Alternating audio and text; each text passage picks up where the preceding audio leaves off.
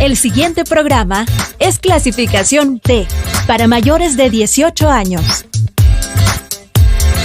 Dirección de Espectáculos Públicos, Radio y Televisión. Ministerio de Gobernación.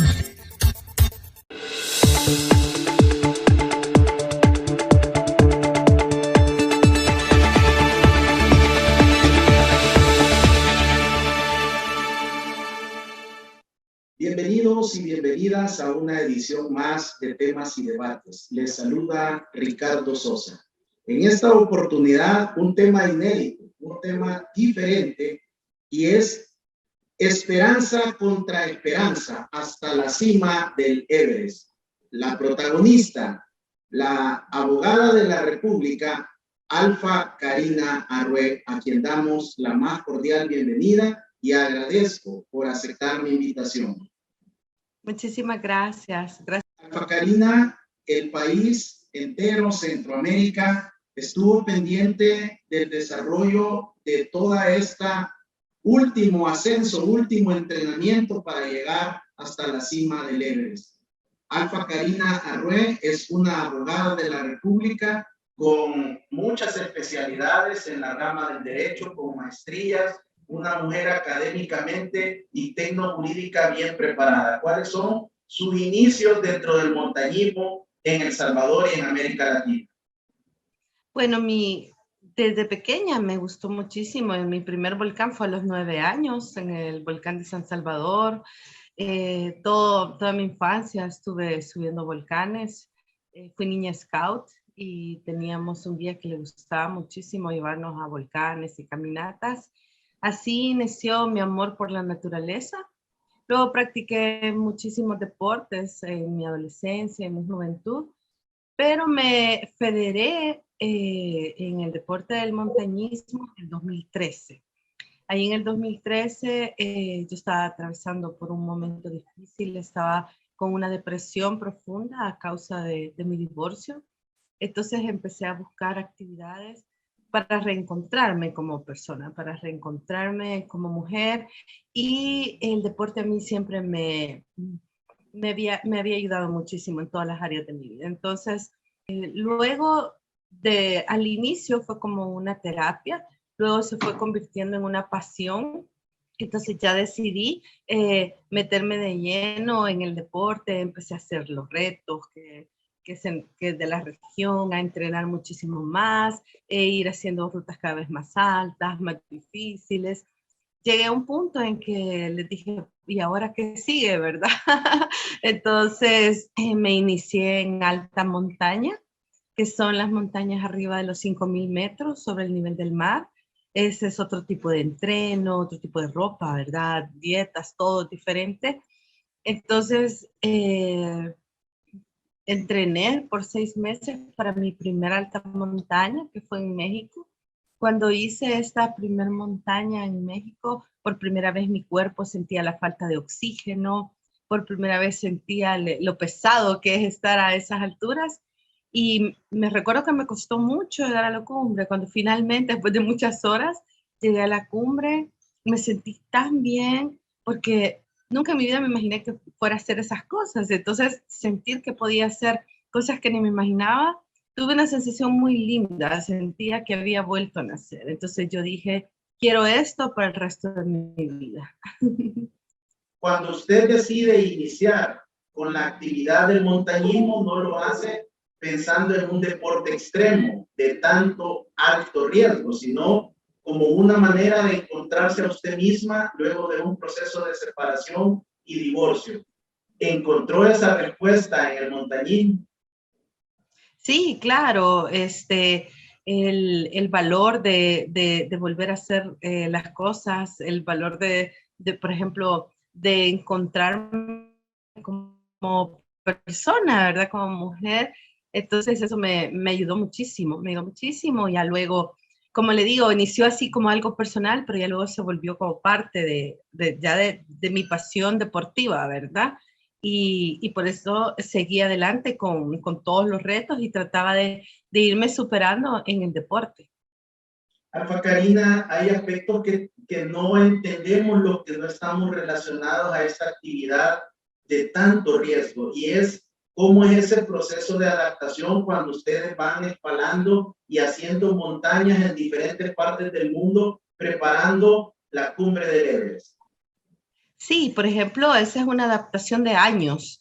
No es una adaptación así que yo digo voy a ir el otro mes, sino que uno poco a poco tiene que ir haciendo montañas arriba de los 5,000 metros, poco a poco uno ir ganando más altura, estar haciendo entrenos, permanecer, por ejemplo, mínimo 3 semanas para que el cuerpo pueda hacer los cambios necesarios químicamente, biológicamente. Se generan muchísimos cambios en el cuerpo y eso no se logra en el primer viaje, eso no se logra la primera vez que usted va a subir a una montaña arriba de los 5,000 metros, sino que es una adaptación.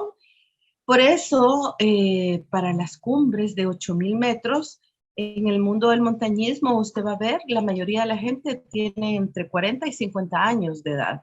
Es como la edad más propicia para el montañista que ya lleva cierto tiempo en este deporte, a adaptarse con mayor facilidad a estas alturas. ¿Por qué? Porque ya se llevan varios años de adaptación en otras latitudes, en otras montañas. Perdón. Entonces el cuerpo, perdón, el cuerpo se adapta muchísimo mejor. Por ejemplo, en las primeras altas montañas, yo cada vez que iba perdía 15, 20 libras, porque es un proceso muy duro. Luego recuerdo que cuando hice Aconcagua, quedé atrapada en una tormenta 3 días, perdí 30 libras en esos 3 días. Después, poco a poco, iban pasando los años, yo notaba que iba a alta montaña y regresaba y era menos lo que perdía de peso. Y ahora ya ni siquiera pierdo peso y eso es muy bueno. Eso es buenísimo porque el doctor te dice, el médico deportivo te dice, es decir, que tu cuerpo ya se acostumbró a adaptarse. Cada vez que se aclimata, ya no es ese sufrimiento tan grande que se pierde peso, se pierde muchísimo músculo. Obviamente, para una expedición tan grande como el Everest sí se ha sufrido, pues he perdido masa muscular, sí perdí peso, hay muchísimo sufrimiento a los órganos internos, pero eso ya porque son montañas demasiado altas, ¿verdad? Entonces lo sobrepasa a los límites a los que ha sido creado.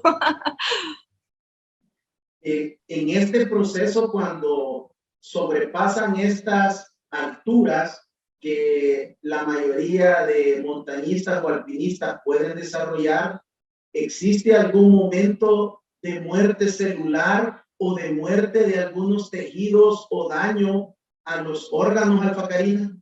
Sí, claro, es cuando uno sube arriba de los 7,500 y va ingresando a la zona de la muerte, por eso se llama así, porque son 2 factores determinantes, la falta de oxígeno y la presión atmosférica.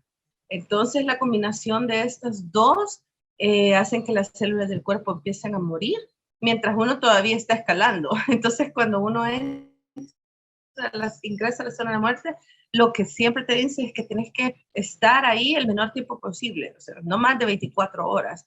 Y cuando uno baja a la cumbre tiene que bajar, por ejemplo, uno no se queda en el campo 4, uno tiene que bajar hasta el campo 2. Entonces, el día de cumbre yo salí a las 7:30 de la noche del campo 4. Ya llevaba un par de horas en la zona de la muerte, porque yo había llegado a mediodía al campo 4, que ahí es zona de muerte. Entonces, salimos a las 7:30 de la noche del 11 de mayo y llegué a la cumbre en hora de Nepal, ¿verdad? A las 6:30 de la mañana del 12 de mayo. Luego, para bajar, llegué a las 12 del mediodía, del 12:30 siempre del 12 de mayo, ya llevaba un poquito más de las 24 horas. Solo descansamos un poquito y a seguir bajando hasta el campo 2. Llegué al campo 2 a las 8 de la noche, entonces solo ese último día fueron 25 horas sin parar. Entonces se imagina el esfuerzo que el cuerpo se somete, el esfuerzo físico y el esfuerzo mental que uno debe tener para soportar ese tipo de condiciones. Alfa Karina, hace un poco más de un año usted desarrolló el primer intento y por las condiciones atmosféricas, por el clima, usted no pudo completar el último tramo para llegar a la cumbre, a la cima del Everest. ¿Qué sucedió esos días cuando usted venía hacia abajo, pasando por los campamentos? ¿Qué sucedió en su mente, en su corazón, en su interior, que logra desarrollar en usted y formar esa lideresa en la cual usted se convirtió y toma la decisión en ese mismo momento de aparente derrota y fracaso, regresar al Everest al siguiente año? Bueno, fue un momento durísimo. Yo siempre lo digo, fue la decisión más triste en mi vida. Cuando el Sherpa me dijo, tenemos que bajar, y yo, no, ¿verdad? No, ¿por qué? Y ahí discutiendo, ¿verdad? Y que yo me puse necia, ¿verdad? Y afuera de la gran tormenta. Y ya el Sherpa me dijo, vas, o sea, no vas a sobrevivir, te vas a morir o vas a perder nariz, dedo, ¿verdad? Entonces, cuando dije, ok, tenemos que bajar, yo empecé a llorar. Yo lloré 5 días seguidos. De hecho, lloraba, no encontraba consuelo. Yo decía, no voy a poder volver. O sea, esa era mi mayor tristeza, que yo sabía que por mis medios yo no iba a poder volver. Cuando yo vine al país, que me di cuenta que se había vuelto viral, que había mucho apoyo, que la gente me felicitaba y me estaban esperando los de Indes, el licenciado Yamil Bukele me estaba esperando y me dijo, Alfa Karina, si usted quiere volverlo a intentar, nosotros la apoyamos. No lo dudé, no lo dudé ni lo pensé ni un segundo, porque en mi mente yo era, o sea, tengo que cumplir esa meta. Entonces, lo que me daba mucha tristeza era que no lo iba a poder conseguir por mis medios, ¿verdad? Entonces, inmediatamente yo no dejé de entrenar, solo descansé un par de semanas, obviamente, ¿verdad? Para recuperarme. eh, y seguí entrenando todo el año, ¿verdad? La gran diferencia del año pasado con este año es que el clima fue perfecto. La montaña fue muy bondadosa con nosotros y estuvimos en climas, obviamente el clima perfecto implica desde 20 grados bajo cero hasta 40 grados bajo cero, ¿verdad?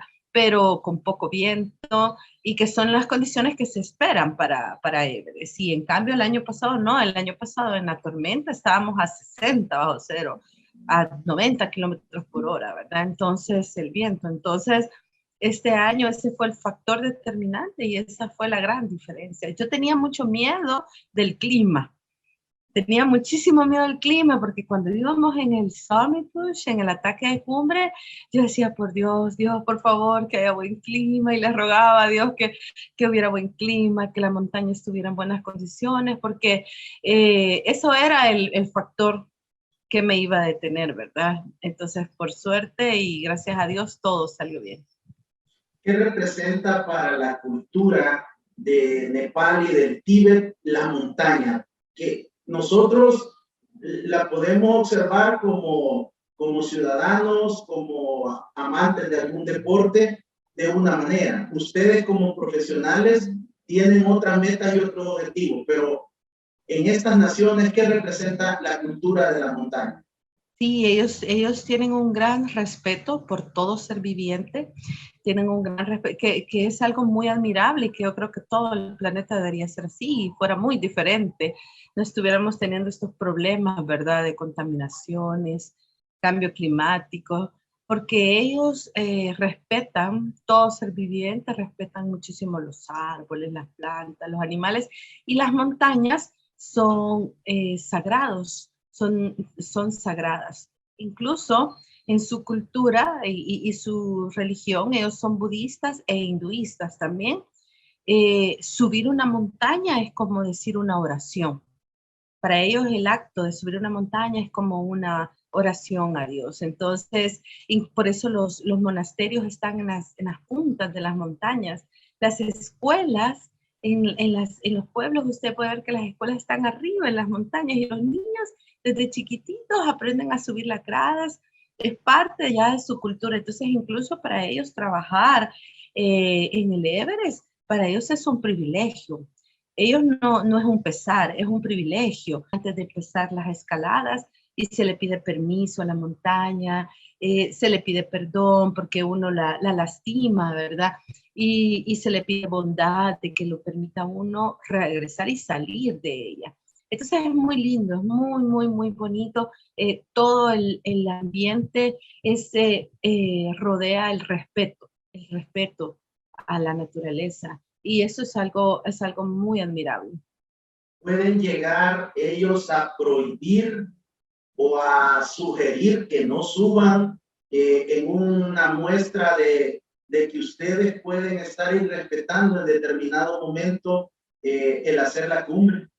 Claro, ellos son muy, muy tradicionales y tienen muchísimas supersticiones también. Entonces, ellos, por ejemplo, si ven algo que no está bien, bueno, como es su trabajo, ellos lloran, por ejemplo, si ven que alguien ha respetado la montaña y va a subir y lloran y le piden perdón a la montaña, pero, por ejemplo, si ven algo como que los espanta, por ejemplo, que pasó algo, hubo por ejemplo, un derrumbe y estuvo como muy cerca, ellos eso los consideran como un signo y entonces inmediatamente bajan y te dicen no, ¿verdad? Entonces, sí, yo oraba mucho y pedía muchas oraciones porque quería que todo estuviera bien y que incluso porque ahí hay siempre derrumbes, hay avalanchas y son cosas que uno no puede controlar. Y eso realmente sí, para ellos también, ellos son muy supersticiosos, pero ellos lo ven como algo de la montaña, que la montaña les está hablando, que la montaña les está dando esas señales. Y este año yo estaba muy feliz porque todos los Sherpas estaban como bien contentos, todos me decían, este año va a ser un año bueno, lo hemos visto, la montaña lo está reflejando. Entonces, todo eso nos animaba también. ¿Qué actitud toman ellos como cultura, como ciudadanos, como habitantes del alrededor de la montaña, cuando hombres o mujeres logran la cima? ¿Se alegran? ¿Son indiferentes? ¿Cómo se vive? No, es muy bonito. Sí, es muy bonito porque yo me sentía tan bien, porque ellos te van felicitando mucho, digamos, cada vez que uno va superando ciertas etapas. Me acuerdo que siempre, y no solo tu charpa, sino que también todos los que están alrededor. Por ejemplo, me acuerdo que cuando yo iba, por ejemplo, terminando la cara del Otse, todos los Sherpas que están como a los alrededores o que van en el camino me decían, eres muy fuerte, felicidades, eres muy fuerte, eres una mujer muy fuerte. Y siempre, ¿verdad? Siempre en el camino.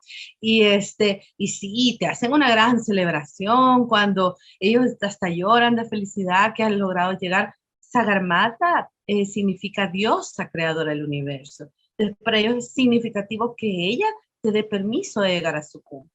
Entonces ellos te dicen, sos muy especial, eres muy especial. Entonces para ellos es muy significativo.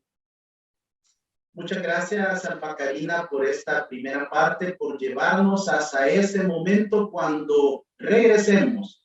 ¿Cómo fue la ruta para el ascenso a la cumbre del Everest? Regresamos.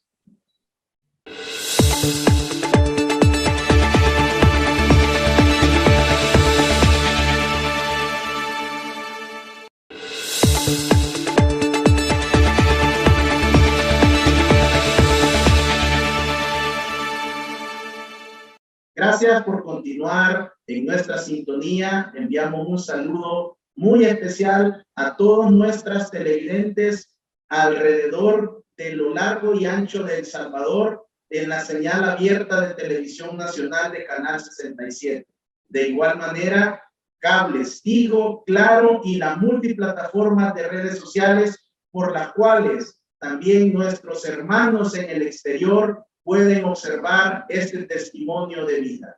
En esta oportunidad el tema, esperanza contra esperanza, hasta la cima del Everest, por medio de Alfa Karina Arrué, abogada de la República, quien tiene diferentes maestrías y cursos especializados, y nos compartía cómo ella había ingresado al mundo del montañismo en una situación que la llevó a trascender y a querer disfrutar de mayores experiencias.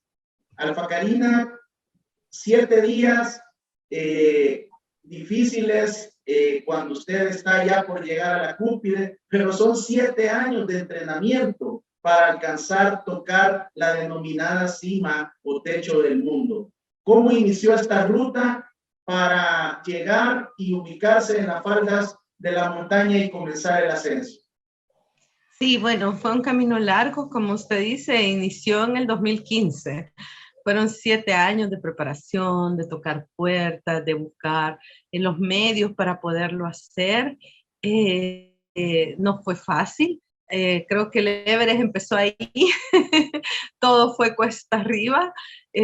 Todo fue muy duro. Y yo, bueno, en el 2015 decidí, yo dije, cuando me di cuenta que no había ningún salvadoreño que había alcanzado el Everest, bueno, que ni siquiera había intentado, porque no había ninguno que había sacado el permiso, solo habían hecho el trekking al campo base, pero ningún montañista decidido a conquistar, ¿verdad? A hacer la cumbre del Everest. Yo dije, bueno, entonces si nadie quiere hacerlo, lo voy a hacer yo, porque pregunté e invité y le dije, hagamos un proyecto, pero no, ¿verdad? Entonces dije, bueno, entonces yo voy a hacer. Y ya estando en Nepal, llego el 1 de abril a Katmandú de este año. Luego se toma un avión, una pequeña avioneta. Bueno, este año tuvo que ser helicóptero porque estaba muy malo el clima y ese aeropuerto es uno de los más peligrosos del mundo. Entonces iniciamos de Lukla, de ahí fueron 8 días de caminata suave, trekking, es una caminata suave. ¿Para qué? Para ir adaptando el cuerpo, para que el cuerpo se vaya adaptando químicamente, ¿verdad? Porque entre uno más va subiendo, pues va bajando el oxígeno, ¿verdad? Entonces por eso se va haciendo suavemente. Al octavo día estábamos en el campo base. El campo base está a 5.400 metros sobre el nivel del mar. Ya a esa altura ya solo tenés 50% de oxígeno. Por ejemplo, personas que no están adaptadas a eso, muchos trekkers, gente, tiene que ser evacuada, se enferma, están súper mal. Lastimosamente un compañero de nosotros que iba para intentar cumbre, lo tuvieron que evacuar, le dio edema cerebral. Entonces, realmente uno tiene que estar muy fuerte, uno tiene que haber entrenado muchísimo, como te dije al inicio, uno tiene que haber adaptado el cuerpo por años, no es así fácil de un día para otro, porque el cuerpo sufre demasiado estos cambios drásticos. Ya luego, uno permanece en el campo base varias semanas entrenando, subiendo paredes de hielo y yendo a las montañas más cercanas. Por ejemplo, fuimos a Lobuche, que tiene 6.100 metros sobre el nivel del mar, como parte de la aclimatación, como parte del entreno técnico también. Estuvimos yendo a Kumori, a Calapatar. Entonces, todos esos entrenos son para ir adaptando el cuerpo ya ahí a los 5.400. Luego se empiezan las rotaciones, que es cuando uno ya asciende, pero no, todavía no es el summit. Las rotaciones solo son para ir subiendo un poco más e ir forzando el cuerpo, ¿verdad? A hacer estos cambios. Entonces mi rotación consistió en se sube al campo 1, que para llegar al campo 1 se atraviesa esta cascada de Kumu, que es una cascada gigante de hielo, son 7 kilómetros, son bloques gigantes de hielo, es como un laberinto ahí. Yo siempre digo, las oraciones a uno lo protegen de muchas cosas. Entonces, yo estoy totalmente segura que estuve protegida gracias a las oraciones. O sea, estoy completamente segura. Bueno, luego en campo 1 estuvimos 2 noches, subimos al campo 2, ahí hicimos una rotación larga, es decir, que estuvimos 4 días en campo 2, 4 noches, y eso es muy duro, porque el campo 2 está a 6.500 metros sobre el nivel del mar. ¿Y qué implica esto? Que a partir de esa altura el cuerpo no se recupera. Es decir, que usted se duerme y se despierta cansado, como que no hubiera dormido nada toda la noche. Entonces, 4 días es muy duro. Uno forza el cuerpo al extremo. Ya el último día, el dolor de cabeza, el dolor de cuerpo, todo. Pero ¿por qué se hace esto? Se hace esto para que el cuerpo le sea más fácil cuando entre a la zona de la muerte, esté más fortalecido y no morir. Y que, por ejemplo, si falla el oxígeno, si, digamos, se llegara a romper la manguera o algo, no morir en el instante, tener un lapso de tiempo donde uno pueda hacer acciones. Esa es la razón por la que ustedes ven mi video y mis fotos de cumbre y estoy sin la máscara de oxígeno, porque yo pude hacer una rotación larga, entonces mis pulmones estaban muy fuertes, entonces pude aguanté media hora en la cumbre sin la máscara de oxígeno. Luego del campo 2, en la rotación, tocamos el campo 3, solo lo tocamos y bajamos. ¿Por qué? Porque el campo 3 está en medio de una pared, una subida súper inclinada, entonces es bien peligroso. Entonces ahí se duerme solo cuando uno ya va para acá. De ahí se baja hasta el campo base otra vez.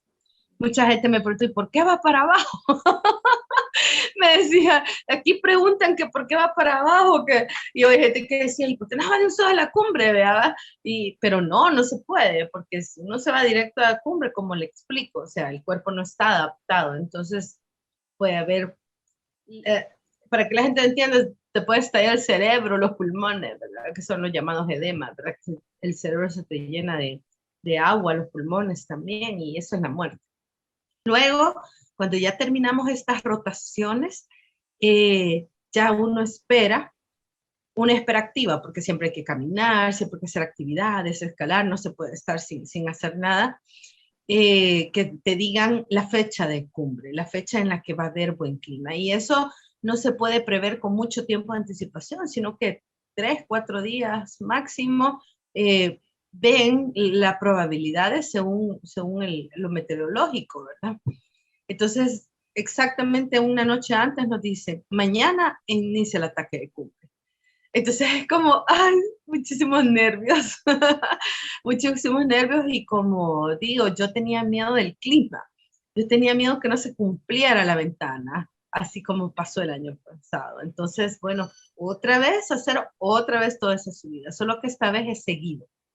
Uno llega, atraviesa Cumbu, llega al campo 1, luego al campo 2 directamente, ya se descansa una noche en campo 2 y de ahí ya se va al campo 3. El campo 3 está en medio de la cara del Otse. La cara del Otse tiene 1200 metros.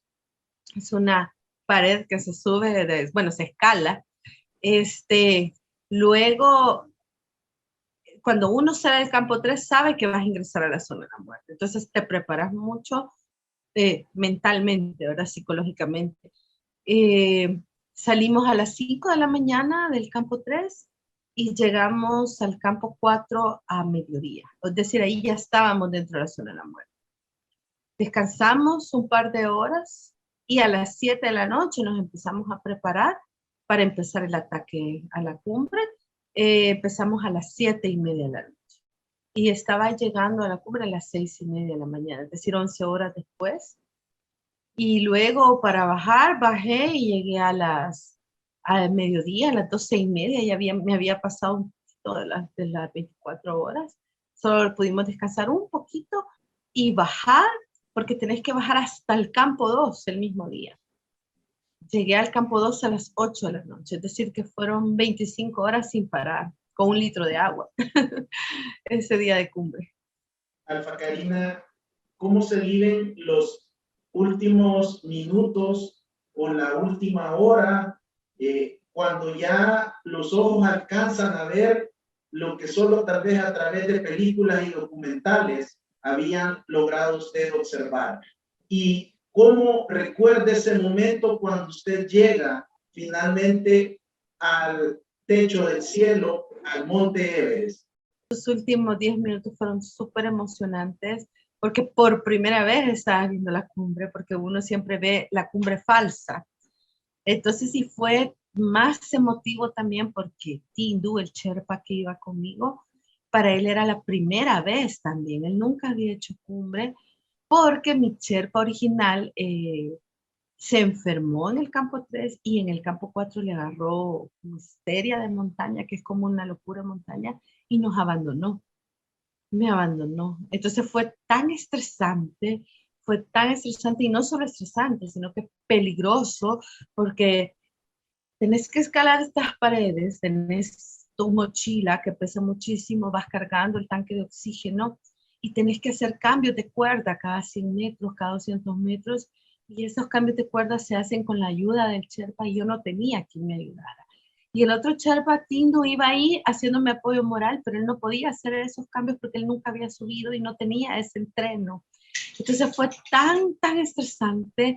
Entonces, cuando logramos finalmente atravesar estos pasos horribles, este paso de Hillary, cuando atravesamos estos lugares horribles donde tú ves los montañistas fallecidos, que incluso hay una parte que está pasada encima de ellos, durísimo moralmente, y finalmente vemos la cumbre, los dos empezamos a llorar, él y yo, porque los dos íbamos súper preocupadísimos, nos agarramos de la mano y le digo, Pino, lo estamos logrando, y en mi mente iba pensando, lo estoy logrando, y obviamente pasó por mi mente todos estos años, ¿verdad? Obviamente tenía como sentimientos encontrados en la cumbre, porque estaba feliz, pero a la vez estaba súper preocupada, diciendo, tengo que bajar con vida de esta montaña, porque es una montaña tan peligrosa que la bajada es peor que la subida. O sea, la subida es dura por la inclinación y todo el esfuerzo que uno va haciendo y que vas peleando. Bueno, ahí tu cuerpo ya se está descomponiendo porque estás en la zona de la muerte. Entonces vas peleando tu cuerpo va peleando con sobrevivir y vos vas peleando con las escaladas y todo lo difícil del camino. Y entonces en la bajada es tan peligroso, y yo sabía que me iba a tocar hacerlo sola, porque este otro Sherpa estaba con su locura en montaña. Yo allí en la cumbre traté de hablarle, de animarlo.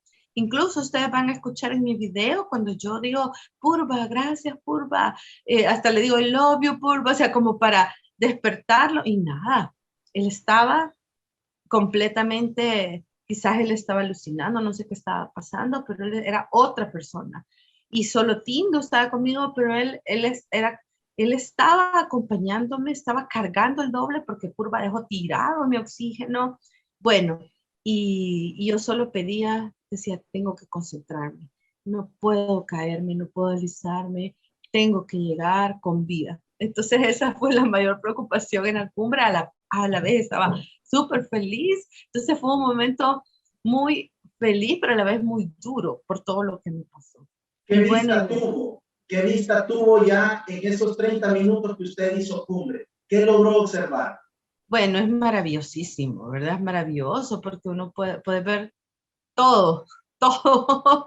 Es 360 grados la vista, y es que es una cosa tan impresionante, ves toda la cordillera del Himalaya y no sé qué, todo lo que puedes ver, no sé hasta dónde alcanza la vista, y logras comprobar que te dicen que ahí se ve la curvatura de la Tierra, y lograr ver eso como, ¡oh! No, es increíble, es increíble. La bandera de El Salvador, ¿en qué momento la saca y la ondea en la cumbre del Everest?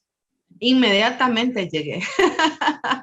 Inmediatamente llegué con la bandera. Sí, inmediatamente.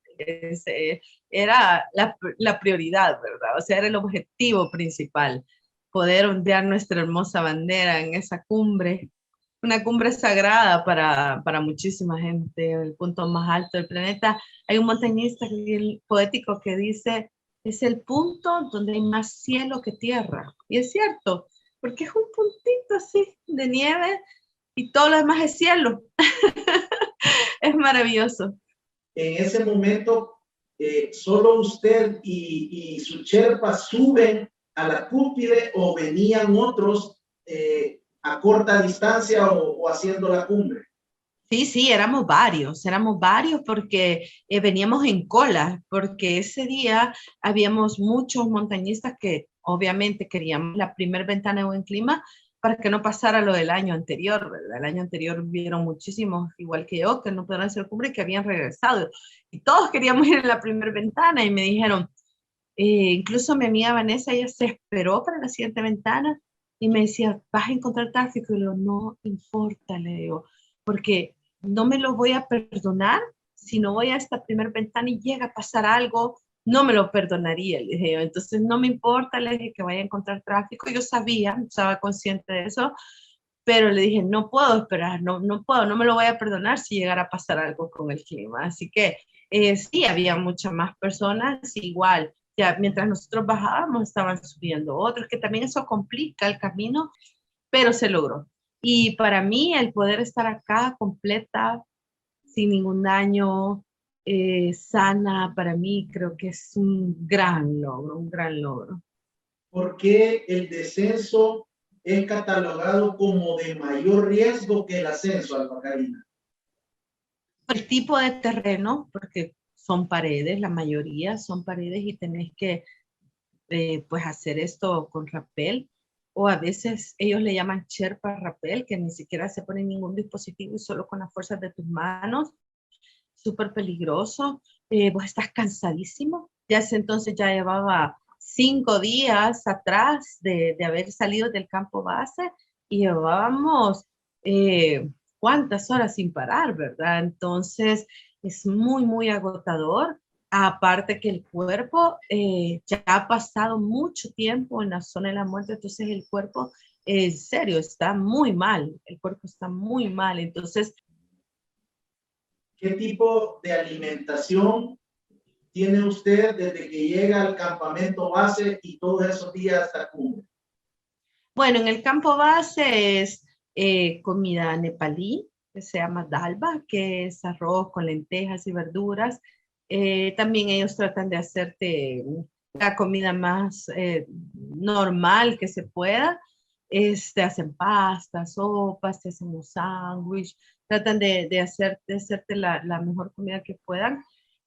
Ya en los campamentos sí ya no. Bueno, el campo 2 también tiene una cocina, pero ya como te digo, el campo 2 es durísimo, entonces ya ahí solo pasta, arroz, sopa. Y ya en los campamentos sí, una comida deshidratada y se le pone agua. Y ya en el último campamento, en el 4 ahí ya uno ya su cuerpo ni siquiera acepta la comida, es súper difícil, uno tiene que obligarse a comer. Yo me alcancé a comer un par de cucharadas de arroz nada más y ya, porque ya el cuerpo ya ni te la rechaza. ¿Cuál es el papel del Sherpa? Algunos hemos leído, hemos escuchado que básicamente solo son guías y que cargan algún tipo de equipo de parte de ustedes, pero ¿qué representa el Sherpa en el trabajo en equipo? Bueno, el Sherpa prácticamente es el guía, es tu compañero. eh, y en este año yo decidí contratar 2 Sherpas porque no quería que mi Sherpa principal estuviera cansado. Entonces el otro Sherpa era el encargado de poner las tiendas, de ayudarnos con la cocina, de cargar, para que él estuviera dedicado solo a mí. Jamás me imaginé que me fuera a dejar sola, ¿verdad? Entonces era para que él estuviera bien, que no se sintiera cansado, pero bueno, son cosas que uno no se espera, ¿verdad? Son pruebas que te pone la vida y que hay que superar, porque yo, por ejemplo, cuando que me tocaba bajar la cara del Lhotse, que es un rappel de 1000 metros. ¿Te imaginas un rappel de 1000 metros y ya eran las 7 de la noche, llevaba 24 horas, ya estaba agotadísima y sabía que me iba a tocar sola y de repente lo voy viendo que él estaba en la otra cuerda, como a 10 metros, y casi me quiebro y le empiezo a decir, ¿por qué me abandonaste? ¿Qué te pasa? ¿Por qué me dejaste sola? Y él solo se me quedaba viendo y no hablaba, solo se me quedaba viendo y entonces iba a empezar a llorar y yo dije, no, esta es una prueba, tengo que superarla. Y empecé a armarme de valor y empecé a hacer las cosas yo sola. Y sí, yo logré llegar al campo 2 y bueno, o sea, de verdad, son pruebas muy duras que te pone la vida, pero siempre digo, la montaña es como la vida. Y uno siempre tiene pruebas que superar y tiene que armarse de valor y hacerlo, porque si yo no me hubiera quedado paralizada o no hubiera tenido los conocimientos, lastimosamente hubiera sido una víctima más, una estadística más, hubiera sido una muerte más en Everest. ¿Qué papel ha jugado el licenciado Yamil Bukele como presidente ad honorem del INDES? Ya usted nos relataba rápidamente en la primera parte del programa que la esperó cuando usted regresó hace un año, le dio la confianza, le dio el apoyo y vieron juntos la cumbre del Everest. Sus palabras para el presidente Yamil Bukele en este momento. Bueno, total agradecimiento porque sin ese total apoyo, porque fue un apoyo total para esta expedición, yo no hubiera podido regresar. Entonces, eh, totalmente agradecida y agradecida no solo conmigo, sino también con todo el trabajo que él está haciendo, porque él no solo nos está apoyando a la Federación de Montañismo, está apoyando a todas las federaciones, está apoyando todos los deportes y es algo que se puede evidenciar, ¿no? Algo que no se puede ocultar. Ustedes se meten a la página de INDES y ven todos los deportes están siendo apoyados. Entonces sí, o sea, mi agradecimiento total para él y para INDES, para el gobierno, que la visión que tienen, porque ustedes ven los países desarrollados, ¿cuáles son sus apuestas? El deporte. Nosotros como atletas somos la cara de nuestro país, representamos a nuestro país. Entonces, sí, un total agradecimiento. Por eso me gusta ese uniforme que luce usted con orgullo, los colores azul y blanco y la I del INDES en el corazón. La familia. Muy pocas veces se le pregunta a usted sobre el apoyo de su familia, lo que sufren, ese acompañamiento que después de Dios es vital para hacer cumbre. Claro, claro. Por ejemplo, yo no pudiera haber hecho mis entrenos, todo este tiempo, el tiempo que se dedica para las expediciones, para los entrenos, muchas veces los recursos también, porque los entrenos son caros. Gracias al apoyo de mi familia, mis hijos, mis padres, mis hermanos. Entonces, sin eso, sin esa manada, ¿verdad? Ese grupo familiar, pues yo no, tampoco hubiera podido lograr lo que he logrado. Igual, siempre mi amor incondicional para mis hijos, mis padres, mis hermanos, que fueron todo este núcleo de soporte para todos estos momentos. Alfa Karina, nuestro canal tiene audiencia a nivel nacional e internacional. ¿Cuál sería su mensaje para la mujer salvadoreña, para la mujer latinoamericana? ¿Cuáles son las principales enseñanzas que a usted le deja esta cumbre del Everest en lograr este gran objetivo y hacer historia? Bueno, creo que ese era mi otro objetivo principal, el poder inspirar a las niñas, a las adolescentes, a las mujeres de mi país. Yo sé que en El Salvador y en América Latina ser mujer es muchísimo más difícil que en un país desarrollado. Todavía tenemos muchas limitantes y muchas veces nos dicen no. No, eso no es para niñas, eso no es para mujeres, estás loca, eso no se puede lograr y escuchamos muchísimos no en nuestras vidas. Y tenemos que aprender a tener valor, a ser valientes y a no tener miedo de soñar, a soñar en grande, a ponernos metas altas y saber que aunque la gente nos diga no, sí se puede. Tenemos el valor y la capacidad para hacerlo y de verdad, para mí, que todos mis compatriotas, no solo las mujeres, también que todos mis compatriotas sepan que como salvadoreños tenemos ese valor, tenemos esa capacidad de hacer cosas grandes y quitarnos la mentalidad de que porque somos de un país pequeño, que no se puede, que no tenemos los recursos, son excusas, tenemos que hacerlo. Cuesta, duele, es un proceso duro, pero se logra. Los sueños sí se hacen realidad, pero se tiene que trabajar duro por ellos. Las metas se pueden cumplir, pero tenemos que tener claro el objetivo y creernos, creer en nuestra capacidad, creer en nosotros mismos y seguir adelante. Su mensaje para hombres y mujeres que por algún motivo o circunstancia han fracasado en el intento por lograr una meta o objetivo, una primera, una segunda, una tercera vez o más. ¿Cómo podemos enviarles este mensaje de esperanza contra esperanza de parte de una mujer que logró hacer algo inédito? La perseverancia creo que es el elemento más importante tomado de la fe en Dios. La perseverancia y la fe nos mantiene para poder seguir adelante. Yo sé que a veces uno siente que ya no hay salida, que a veces sentimos que no vamos a poder. Y yo siempre digo, la vida es como la montaña. Siempre es hacia arriba. No hay nada plano ni para abajo. Siempre es hacia arriba.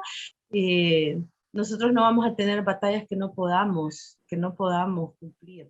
Es parte de nuestro destino como humanos, el podernos ir trascendiendo, el poder ir trascendiendo y poder ir superando obstáculos, superando problemas, y tenemos que tener mucha fe y tener mucha fe en nosotros también, confiar en nuestras capacidades.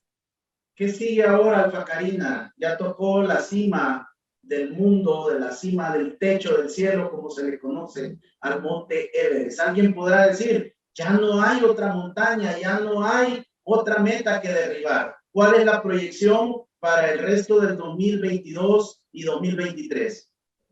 Pues hay muchos proyectos, porque eso es lo lindo del montañismo, ¿verdad? Que ya hice la más alta, pero por ejemplo puedo hacer otras que son otro tipo de retos, como retos técnicos. Por ejemplo, tengo el proyecto de Denali, que es la montaña más alta de Norteamérica, que está en Alaska, que también es muy técnica. Por ejemplo, siempre he querido subir al Pamayo, que es una montaña muy técnica, en Perú también, que es muy difícil. Allá a la par del Everest hay 13 más, los 14 8000, que todas son durísimas porque todas son arriba de los 8000 metros. Entonces, todavía lo estoy analizando, pero sí, la pasión sigue y pues no creo que vaya a parar. Ahorita sí, por un par de meses, porque tengo que estar con mis hijos, con mi familia, yo lo prometí. En este momento, ¿su cuerpo en qué etapa está? ¿Está con una alimentación libre, abierta, o tiene algún tipo de adaptación mientras regresa a la temperatura y la altura salvadoreña? Pues ahorita está en recuperación, porque después de estar en la zona de la muerte son muchas semanas de recuperación celular, sobre todo internamente. Muchísimas gracias, para mí es un honor poder representar a mi país. No tienen idea la felicidad de poder portar esa bandera. Yo porté esa bandera en mi mochila desde que salí de aquí y no la saqué hasta que estaba en la cumbre. Esa mochila me acompañó todita la expedición, esa bandera. Y bueno, muchísimas gracias por el espacio y de verdad, para mí un orgullo también poder ser una inspiración. ¿A dónde está la bandera en este momento, Alfa Karina? Ahorita yo la tengo, pero creo que va a pasar a algún punto de algún museo de deporte o algo así. Pero ahorita les dije, déjenmelo un ratito más. Amigos televidentes y cibernautas, así la vida de la abogada de la República, Alfa Karina Arrué, primera mujer salvadoreña que toca la cumbre del Everest y coloca la bandera azul y blanco del Salvador en la cima, ahí donde debemos de estar. La vida, la trayectoria de este esfuerzo de Alfa Karina nos debe de servir para creer en nosotros mismos, para conocer que como salvadoreños y salvadoreñas debemos y estamos llamados a estar en posiciones de altura, de eminencia. Hemos ido a llamar conquistadores y no cola. Que Dios bendiga la vida de Alfa Karina Arrué por hacer historia con el nombre de nuestra amada República El Salvador. Hasta la próxima, que Dios les bendiga.